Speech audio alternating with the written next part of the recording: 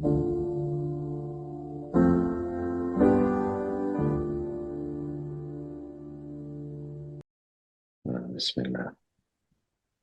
Hello, everyone. Welcome to another episode of the Compelling Conversations podcast. Today, I'm extremely excited to be hosting Anghel. Anghel, thanks so much for being here, man. Thank you for having me, bro. Yeah. You know, I wanted to begin by asking you, do you ever wrestle with sincerity? And if so, why do you think that is?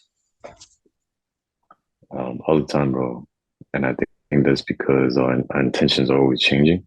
Like at one moment we might think and say that we are doing something for a specific reason, and it's sincere. Like you're doing it to help someone. But as you're doing it to help them, it might become selfish, or it might become like, I don't know, just a different agenda than what you initially planned. So like we were talking before about the whole YouTube thing. It's like, kind of like battling with this. Sincerity is like a big thing that you struggle with, especially on a social platform, making videos to other people, where it's like sincerity might be there, like that's your initial intention, but it can be very easily changed throughout the process. Yeah. I'm curious then, by that token, do you feel like what is the best way to strike a balance of being a public figure like yourself and then holding on to obscurity? Because in my experience, I feel like when I'm obscure, I'm more prone to being sincere. I don't, I don't feel like I have that answer though. I feel like I'm still trying to figure it out myself. Like I thought I had the answer, and that was to not be so caught up in it, keep it to like a certain part of my life and then keep my private life pretty much out of it, which for the most part that helps. But apparently it's not 100% efficient because here I am like not posting video in over like 2 months now, maybe 3 months. Yeah. Do you ever feel concerned about who you're becoming? Um, Not really, because I know that I'm always trying to move in the right direction, and it's one of those things too where it's like if God is the main focal point in your life, then you're always going to be moving in the right direction. Whereas if when I wasn't, because recently I became Muslim, alhamdulillah, and before I was Muslim, like yes, self-improvement was my main thing, but it became very clouded sometimes, especially with my own desires and what I wanted to do. And I couldn't say that I was always moving in the proper direction then, but now I can always feel and know certainly that I am moving in that right direction. So it's a beautiful Yeah, that is really beautiful. Yeah. thing. For myself, I feel like I kind of get concerned about who I'm becoming. It's kind of like for me gauging the sincerity. And one of the things I heard Noman Ali Khan talk about, which I really liked, was how in the story of Moses, Allah is crafting him at every stage for the next stage. And I think that's really cool. And I feel like I don't know if you've ever experienced this, like if a person's ever been disappointed in you, like I feel like when that happens to me, I feel like embarrassed or guilty. But then I remember that story of Moses and it's like I'm sure he must have, when he ran off to the desert. But that's like a part of your story. You're being crafted for the next stage. Yeah, yeah. It's another level every single time. Yeah. Yeah. I'm curious like Yeah. that. Now that you became a Muslim, what about the faith resonates with you the most? I mean, what doesn't resonate with me about the faith, Yeah. Um, I I think the biggest thing that resonates thus far, like I always have to go back to the 55th chapter in the Quran, bro. Surah Ar-Rahman.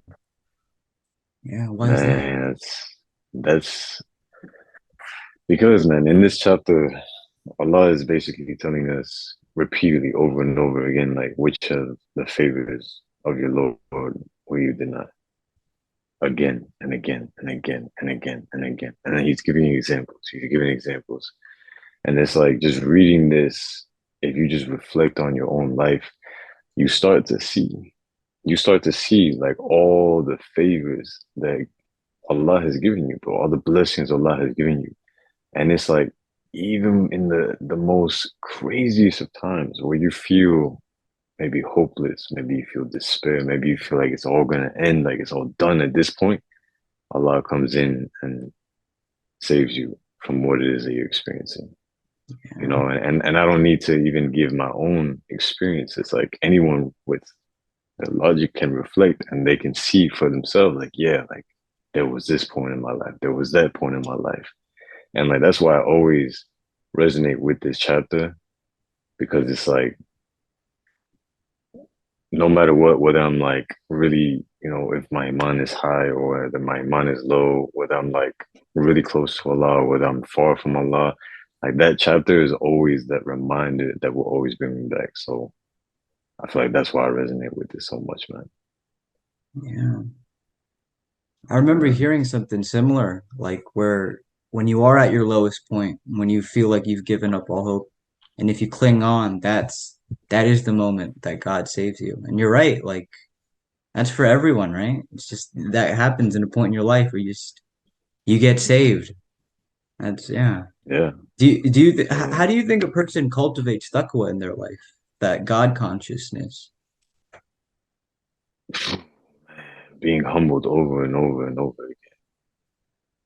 Because if you think about it, bro, this is all Allah really wants is for us to depend on Him for every little thing. It could be the smallest thing, bro. I saw this one thing where it's like once your slipper, like or your sandal breaks, and you're over here asking Allah for guidance on this, like on this matter that would seem like it's nothing, bro. It doesn't matter. You sandal, bro. Just go buy another one. Go get something else.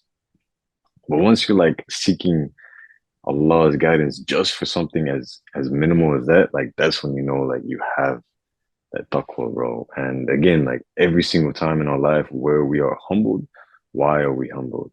It's because we start to take things into our own hands. We start to think for ourselves and say, I'm the one that's gonna do this, I'm gonna do this, this, and this. And then it doesn't really turn out that way. Right? We plan one thing, Allah plans another. And Yeah. it's not till we reach that full state of submission, which every single time that we're humbled, we always reach that full state of submission. And when we reach that full state of submission, what do? We turn back to Allah. We trust Allah. We have faith again in Allah. And then when we have with the trust and the faith in Allah, Allah takes care of everything. SubhanAllah, bro. So it's like that's what brings the taqwa. And it's like repeatedly over and over again, the more you get humbled, you start having this I would say like these periods where that God consciousness begins to increase, right? Because we're always gonna stray here and there. That's why Allah is known as the most merciful because He's always guiding us, even though we're still straying, we're still going off the straight path, but He always brings us back. Every time He brings us back, like the time that we stay on that straight path before straying again begins to get longer and longer and longer. This is why you see people who have the strongest iman are the ones who've been tested the most. And you hear time and time again where it's like Allah loves the ones. Like if you're being tested a lot, it's because Allah loves Yeah. That is you. deep. When you talk about like the longer and longer, could you dissect that a little bit more? Yeah. Well, just think about when you have that state of iman, that state of belief, right? Like you feel very close to Allah.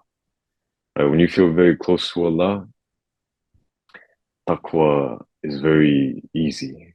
It just comes naturally. Am I Yeah. right or am I wrong? Yeah, that's Right? Like true. you're in Yeah. Ramadan. Yeah. You're in Ramadan. You're, let's say, 2 weeks into the fast. And as you're fasting, bro, you know those prayers are different. You know as you go throughout the day is different. Like it's like you have a certain level of awareness that's just different. Why? Because you're closer to Allah. And that's what the high Iman does. It increases the taqwa. Now, does this state always last? It doesn't. I mean, anyone in the right mind will tell you the same thing. It doesn't last. It's like it goes up and goes down, it goes up and goes down. But the beautiful thing is that the more that we go through life, the more that we get tested. These states, like the peaks, begin to last longer and longer. Like you being close to Allah begins to last longer and longer. And it's almost like if you really think about it, it's almost like Allah is preparing us for what's to come, right? Like Allah says that everything is going to be a sign. Everything, bro, within and without. So if you think about this, as time progresses, you begin to have more Iman. And the states where you have this high Iman begins to last longer and longer and longer. The states where you feel closer to Allah begins to last longer and longer and longer. What would happen in the Akhirah, right? If there is a day of judgment and we are raised up and Allah does grant us Jannah, what would happen in Jannah? What state will we be in all the time in Jannah? Pure bliss. Exactly. We would be in a state of high Iman. We would always be close to Allah. We would always be in a state of bliss. We would always have taqwa. So it's like Allah is like, as we grow and we have all these tests, it's like Allah's getting us closer and closer to Him. And of course, that's subjective. I can't say that's 100% the truth. But Allah knows best, man. I mean, we're being tested for a reason. Yeah. You mentioned Ramadan, and it's true, man. Like when you're my entire life, I never enjoyed Ramadan, to be honest, but this last one, it really hit me. And I was like, wow, like it felt like a rite of passage to me. Like this was something I really needed to experience to like recognize what the tawakkul really is, that kind of a thing. Um, I'm curious, like, well, what do you make of the rite of passage in the modern world for young men who are also Muslims?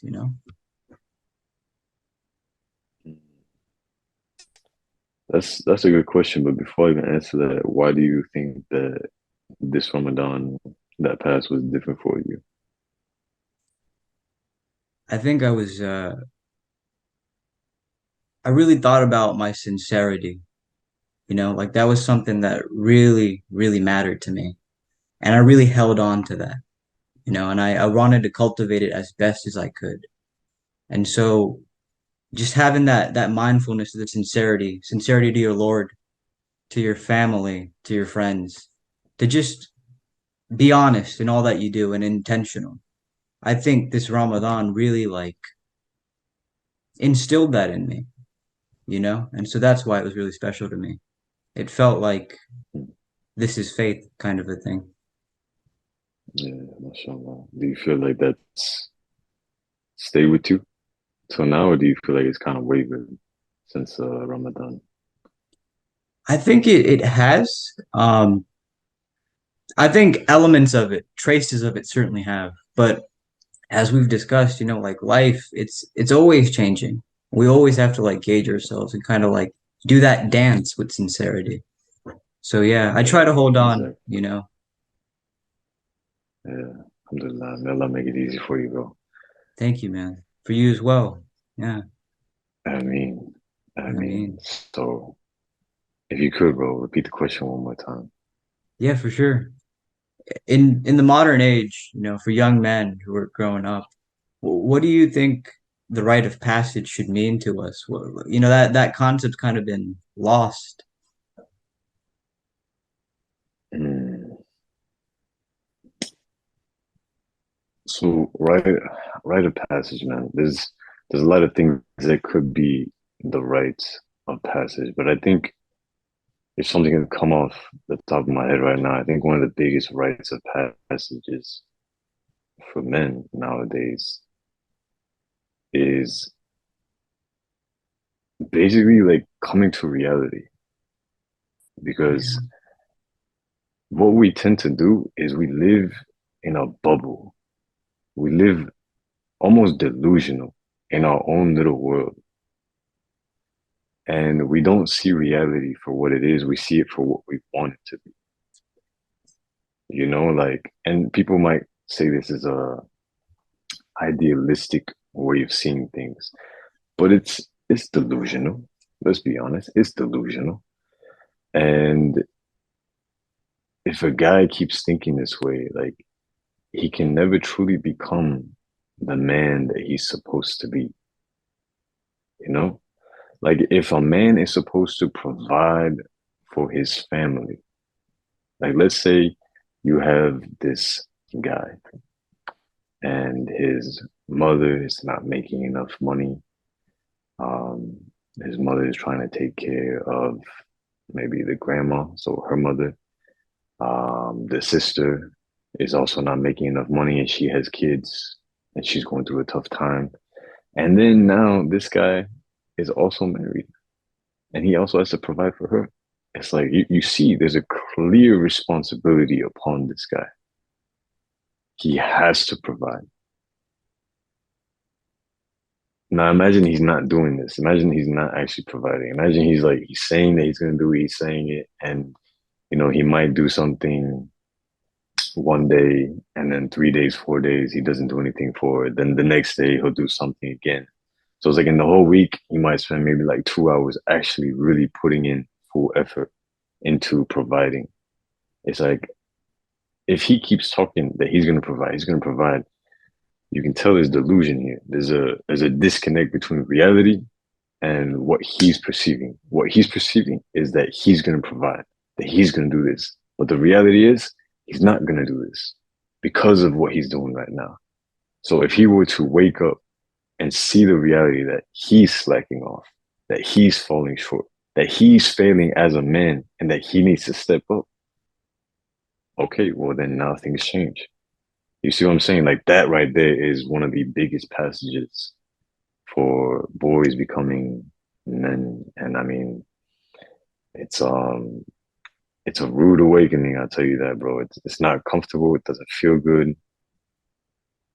I don't think any guy truly wants to go through this, but it has to be done.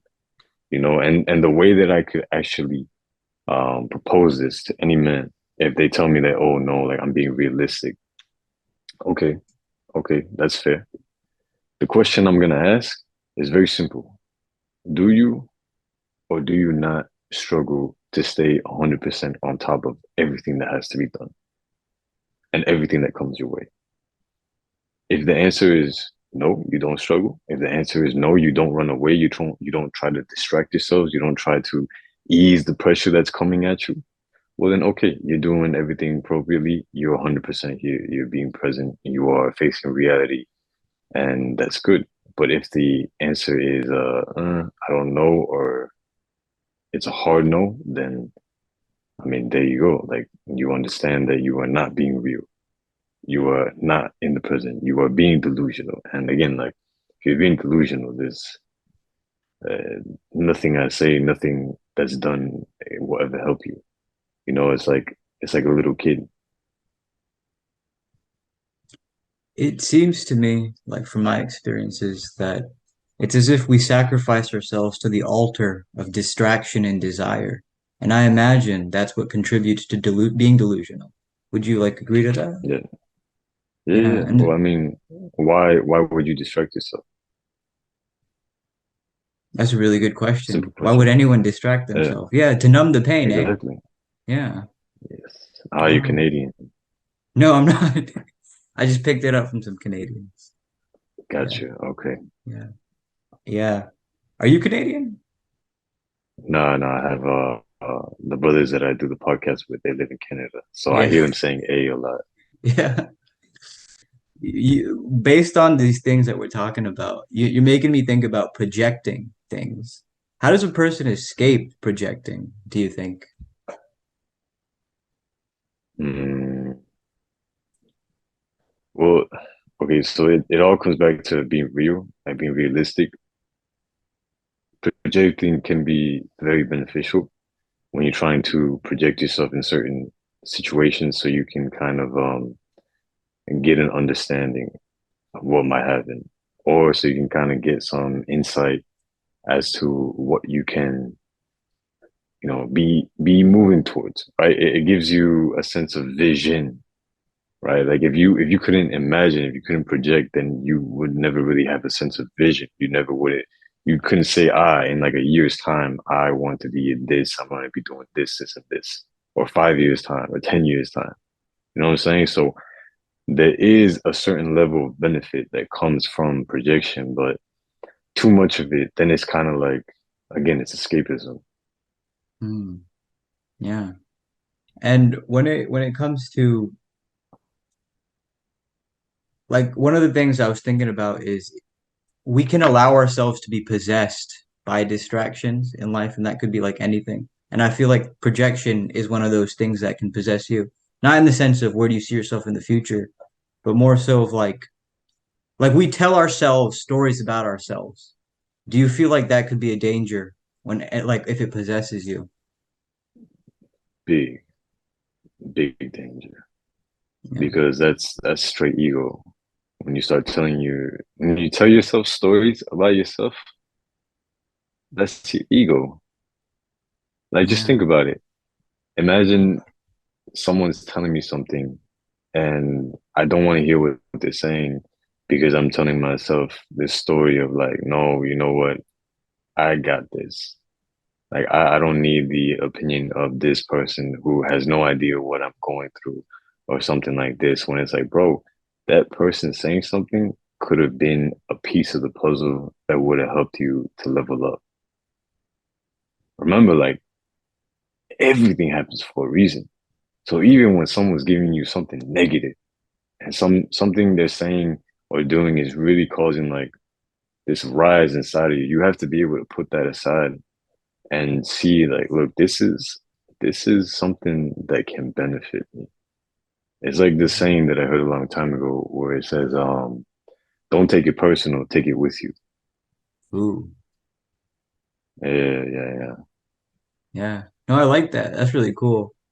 I um I can see how it can for some people be like a pillar of strength, but as you said, like yeah, like some it contributes to being delusional at times it can. That's interesting. Mm. Have you The ever in only your times it yeah. could be, the only times it could be something of strength is when you're actually consciously using it for that matter. Like I read this book called With the Winning in Mind.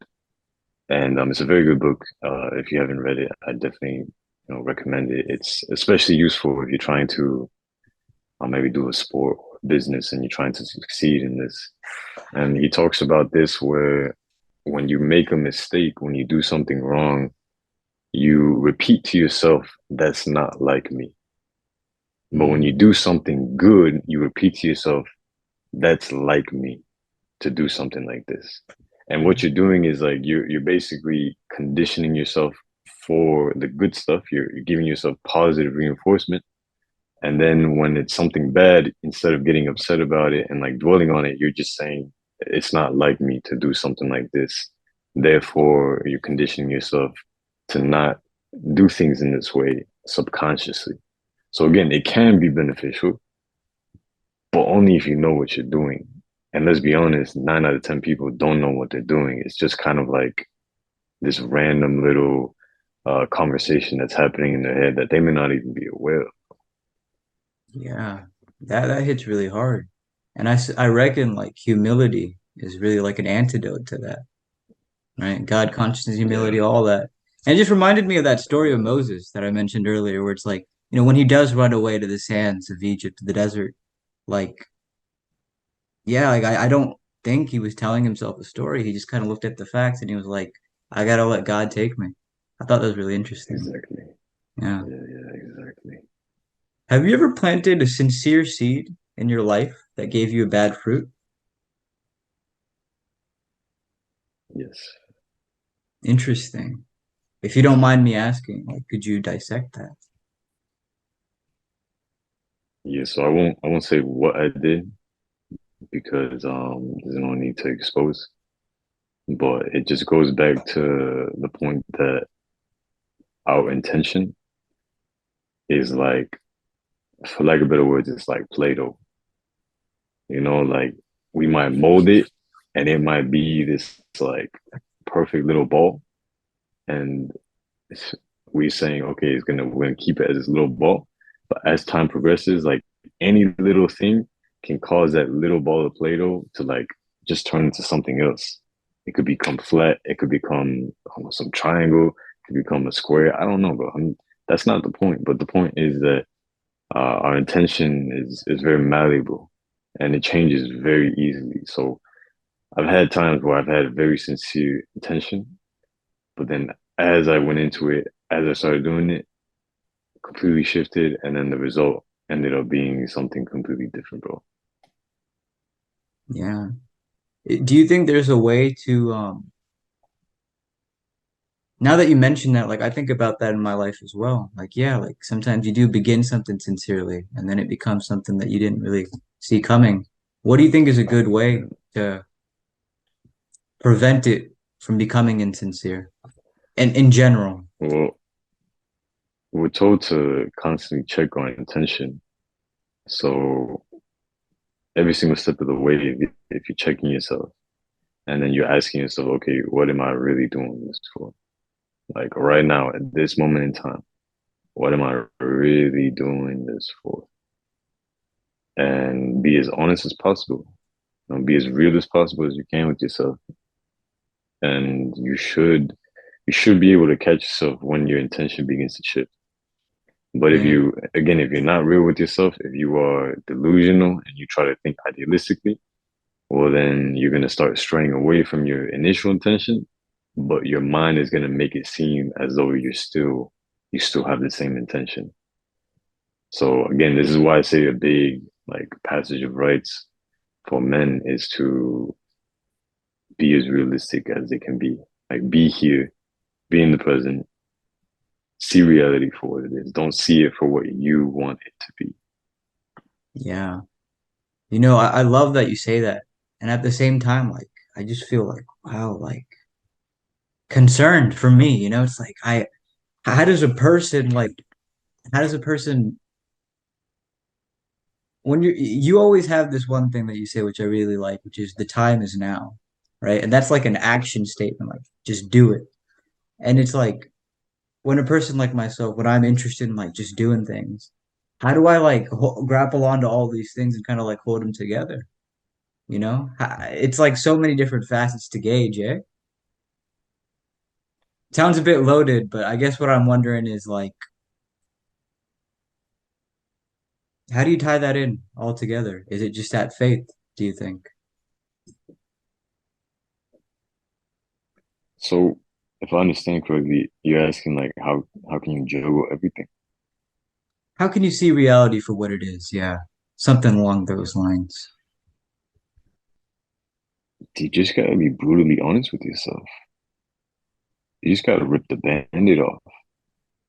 Like there's nothing pretty about it. It's gonna hurt. You're not gonna feel good. And when you see that, like I say this, but when you see yourself and you really see your reflection and you see like, like I'm actually a piece of shit.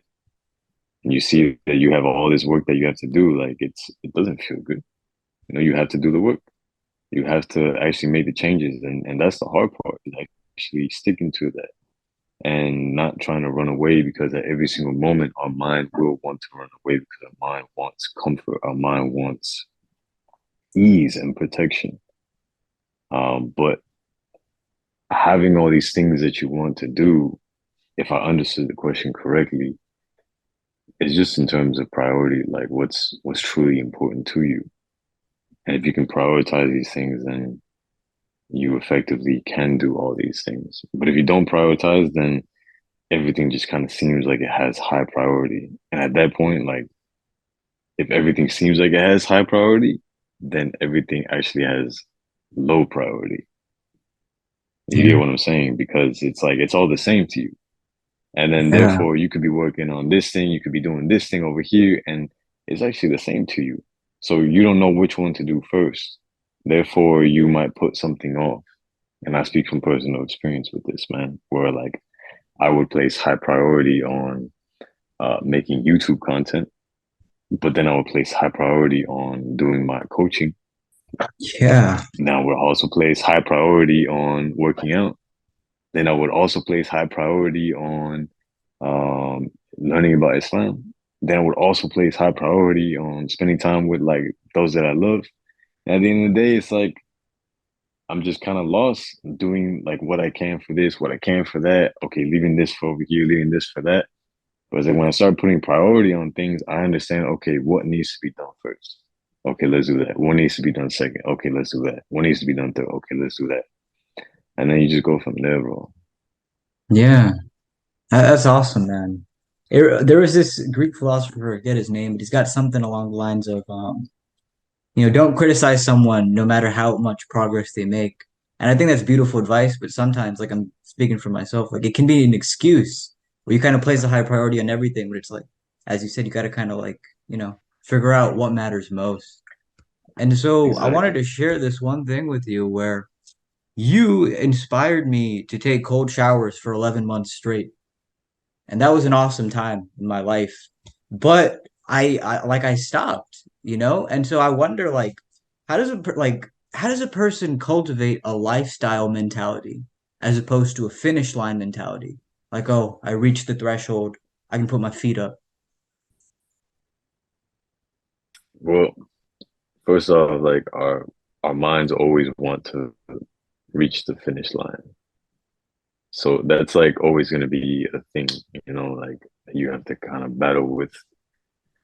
But in terms of what you're saying, right? Like I'll give the example of the cold showers.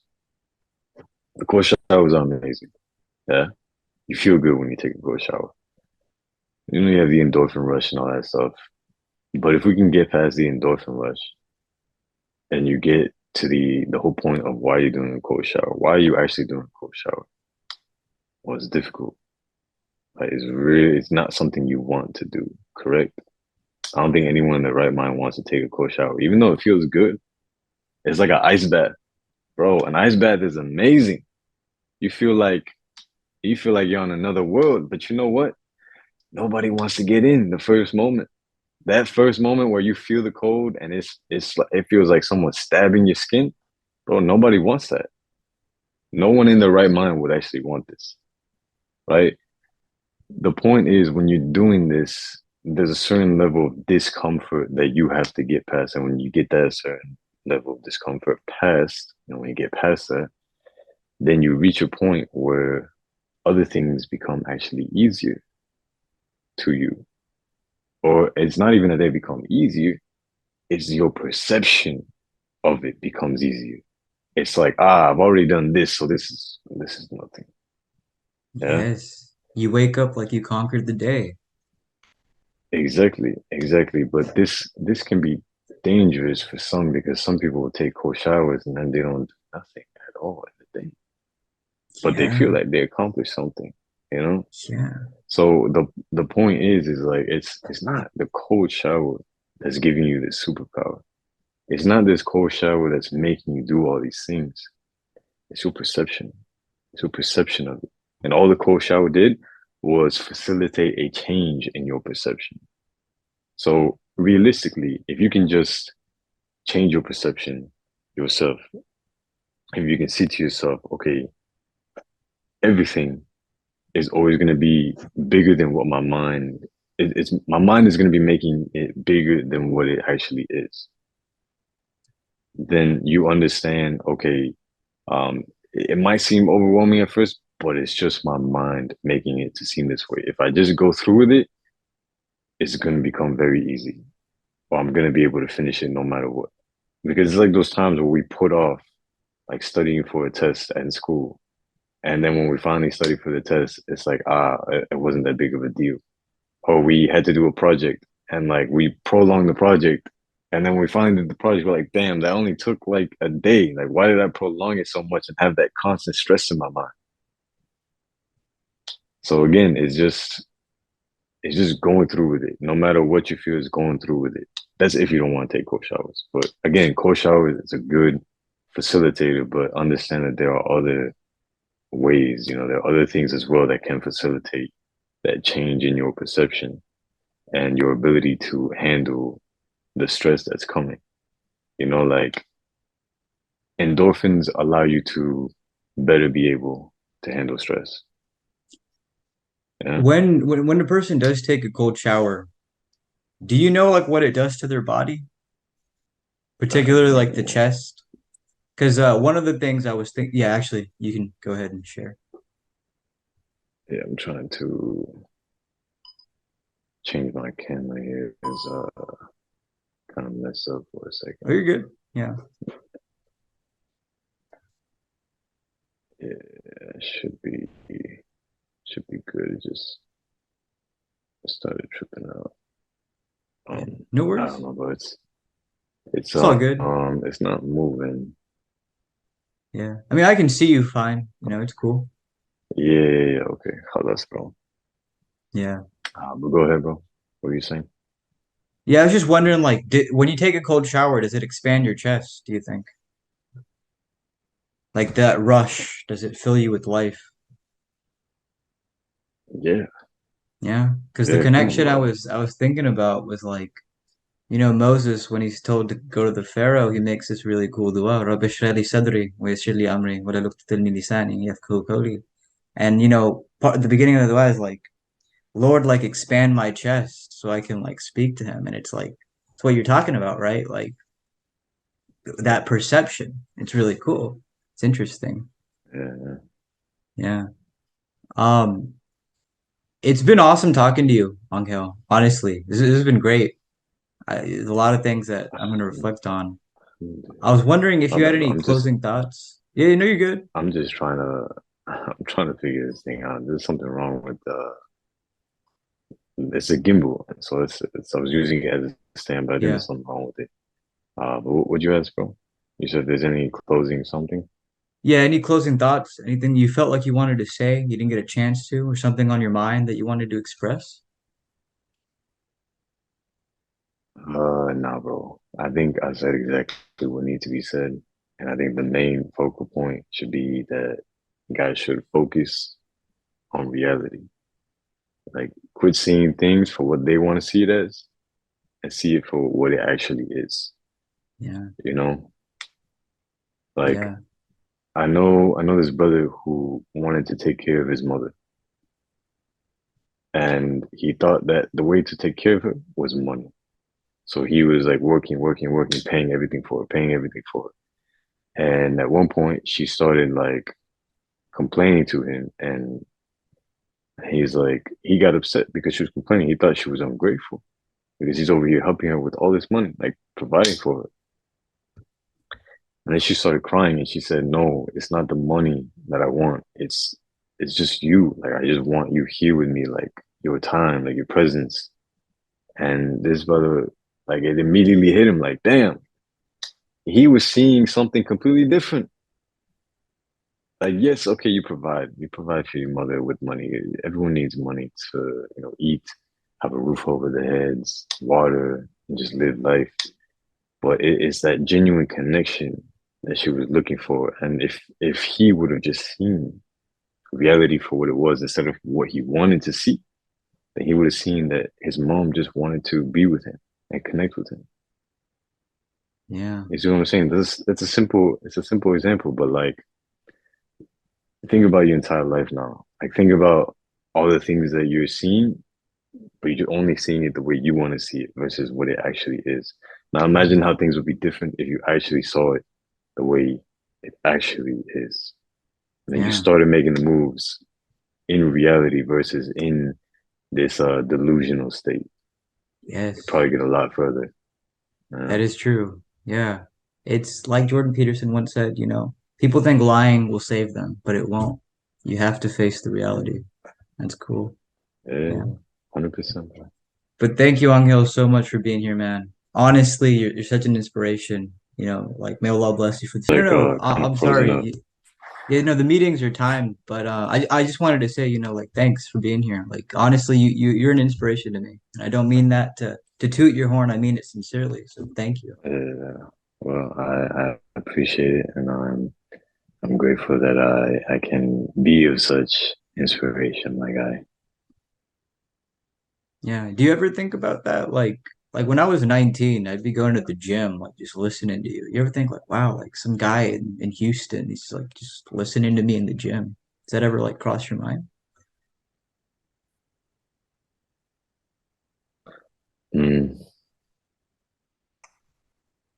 not really. There have been times where I've thought to myself just how crazy it is that I'm able to do what I'm doing right now.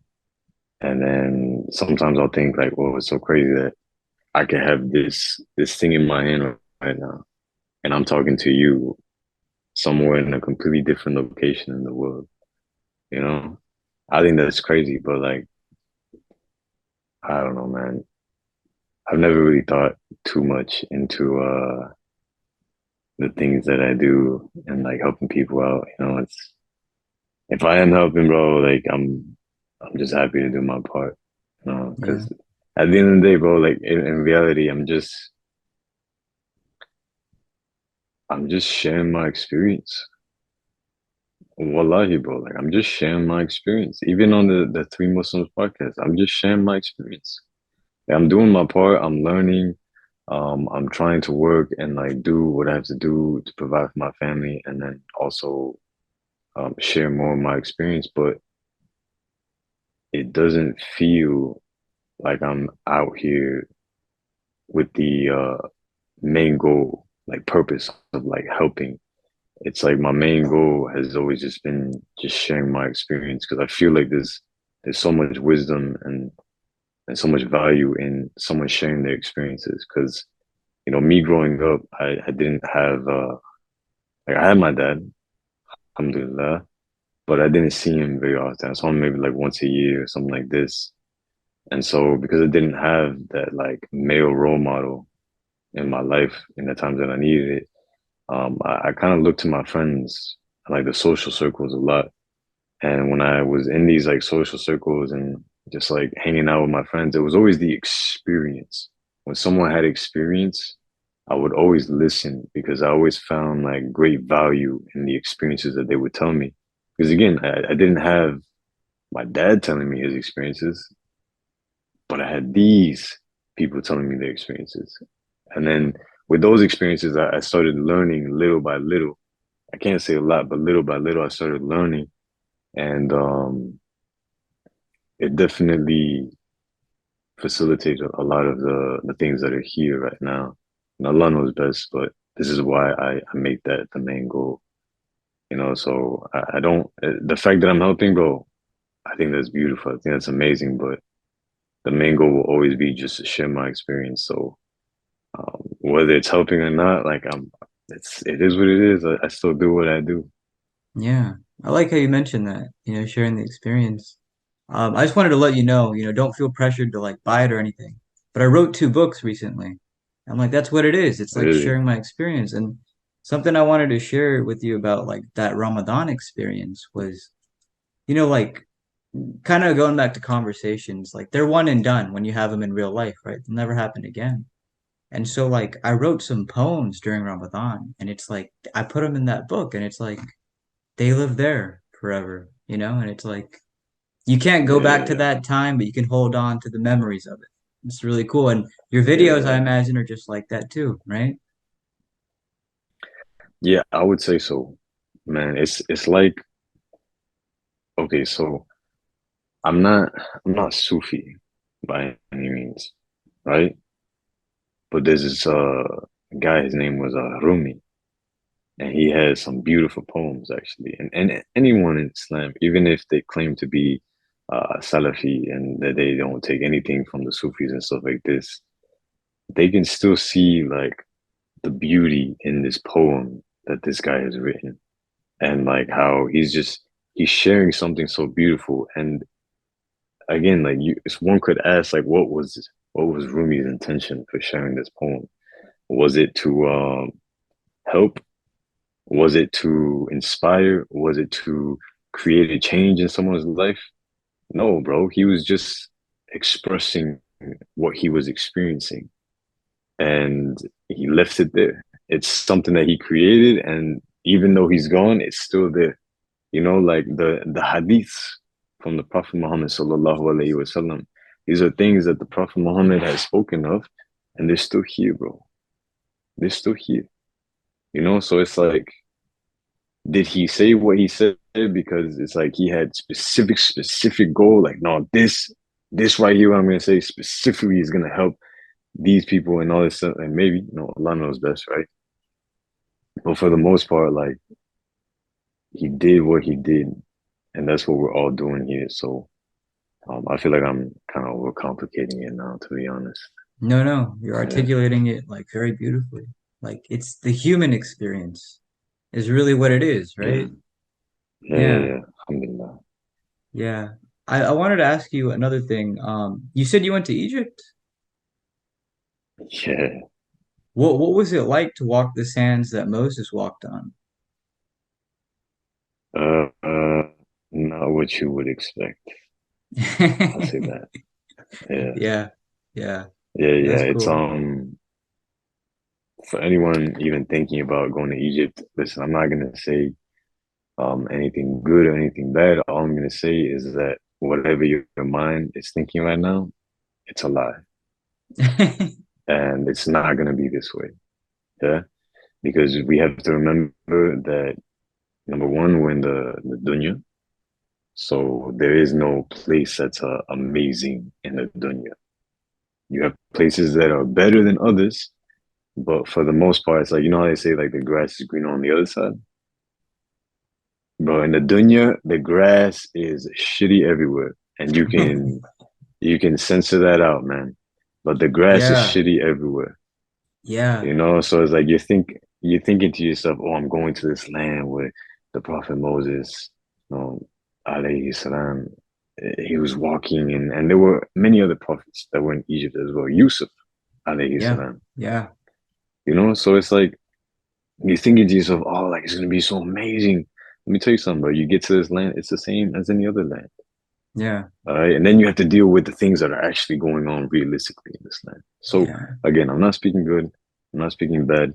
I'm just saying realistically, bro, whatever you think a certain place is gonna be, it's probably not gonna be that, you yeah. know. You know, like I like Texas. I live in Texas, but there's this place in California called Laguna Beach, and I always think like, it'd be so nice if I could just go there. Everything would be like solved. But then there's this one TV show that's set in Laguna Beach, and the characters there are like always like, we need to leave this place. We need to like go somewhere else to like feel free, to like take a vacation. And it's like when I saw that, I was like, wow, trouble in paradise. Like you can go anywhere on earth and you're not gonna be fixed. It's really for the next world. Exactly. It's not here. Yeah. Exactly, bro. This is dunya, bro.